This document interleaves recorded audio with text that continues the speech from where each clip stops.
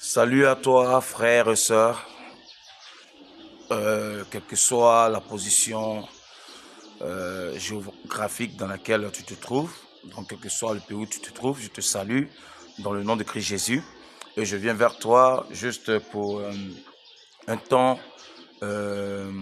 d'exhortation.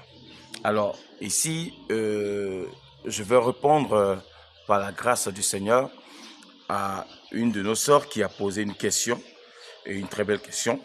Alors, c'est important, la connaissance. Et voilà, aujourd'hui, je rends grâce à Dieu pour ce temps qu'il a permis. Alors, elle avait posé une question. La question était laquelle? La voici. Parce que je suis en train de parler des femmes et des hommes. Mais pour l'instant, je suis un peu accentué sur les femmes. Donc, elle me pose la question pour dire que, papa, il est écrit que, hommes, aimez vos femmes. Qu'est-ce qu'on fait de ça? Alors, c'est une très belle question. De me bénir. Voilà la sœur. Ok, nous allons partir directement à ce sujet-là.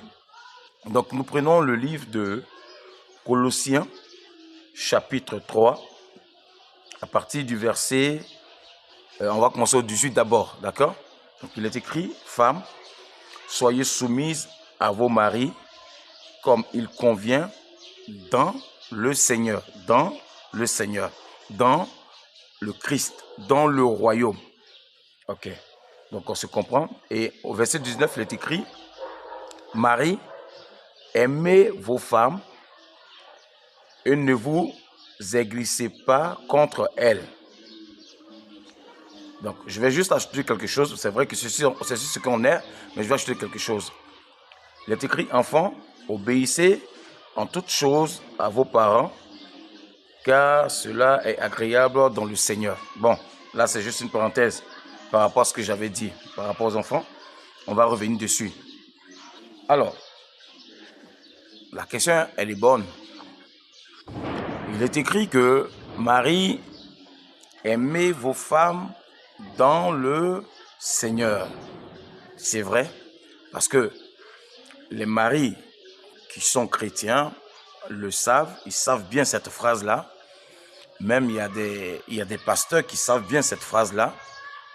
Il y a des évangélistes qui connaissent bien cette phrase-là, qui la prononcent en longueur de semaine. Mais le problème, quand ces hommes de Dieu-là, quand ces évangélistes, quand ces prophètes-là sont avec leurs femmes dans leur maison, la femme même ne comprend pas. Elle est étonnée que cet homme-là, qui parle bien du mariage-là, qui prêche du mariage-là, arrive à la maison, je n'ai même pas tout ce qu'il est en train de dire là. C'est-à-dire qu'il fait le contraire total de tout ce qu'il prêche comme mariage aux hommes. À l'église, la femme se sent battue à tout moment, la femme se sent trahie à tout moment, la femme se sent humiliée par des paroles méchantes, blessantes. Et elle ne comprend pas que cet homme qui prêche si bien du mariage, comment il n'arrive pas à me gérer comme il le dit aux autres. Et en elle, elle est malheureuse. Elle se pose des questions. Qu'est-ce qui se passe? Je vais t'expliquer ce qui se passe. Alors, s'il est pasteur, il est prophète, il est évangéliste, il m'écoute. Je vais te dire ce qui se passe. C'est que cet homme-là n'est pas converti. Il est juste un chrétien. Il est juste pasteur de nom.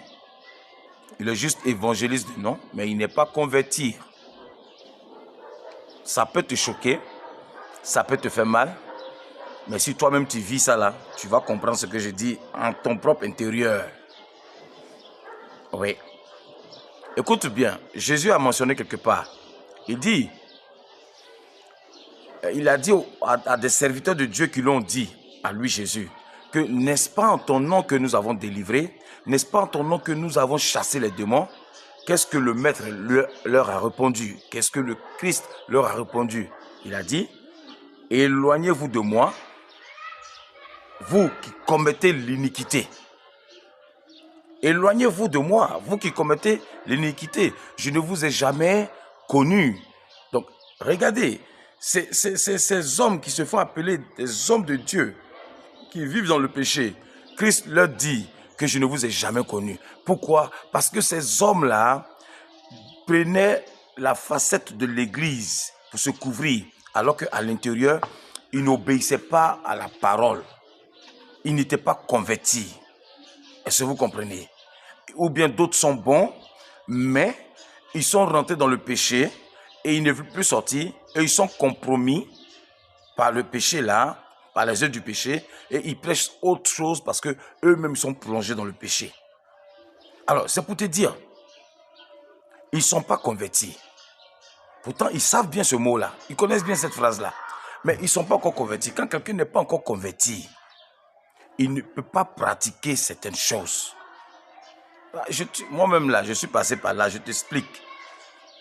C'est une vérité. Parce que le chemin de la parole de Dieu, là, quand tu vis la vie de l'esprit, c'est ce que tu expliques aux gens.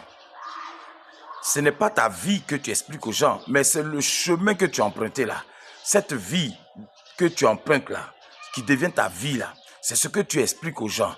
C'est ce qui fait que quand les autres personnes vont prendre cette vie là, pour marcher avec cette vie là, ils auront le même résultat. Donc ce n'est pas ma vie que je présente, mais c'est la vie de Christ que je présente. C'est pourquoi il est écrit dans le Seigneur. Donc Marie, aimez vos femmes dans le Seigneur. Je vais un peu plus loin, je vais pousser un peu. On va prendre le livre de... juste un instant. Donc, il est écrit dans le livre de Éphésiens, chapitre 5, verset 25.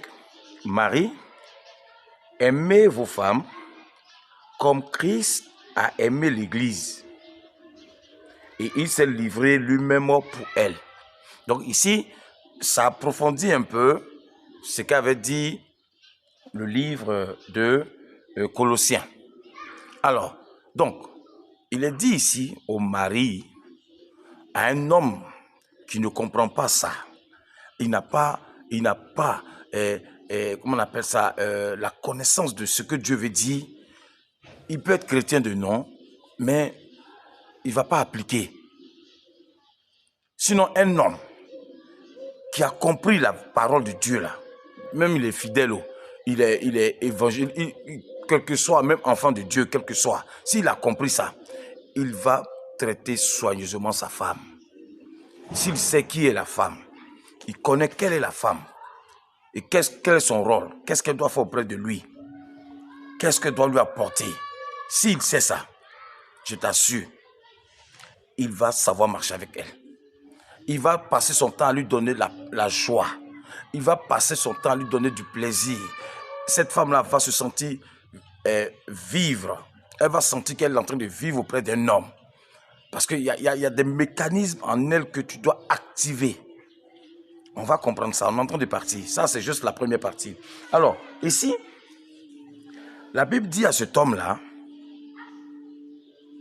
c'est-à-dire, Dieu dit à cet homme-là qu'il doit aimer sa femme comme Christ a aimé l'Église. Donc, cet homme-là, d'abord, s'il regarde Christ, s'il regarde son Créateur, s'il est connecté à son Créateur, et son Créateur lui dit, aime ta femme comme moi j'ai aimé l'Église, parce que toi tu es le chef de la femme, comme moi je suis le chef de l'Église.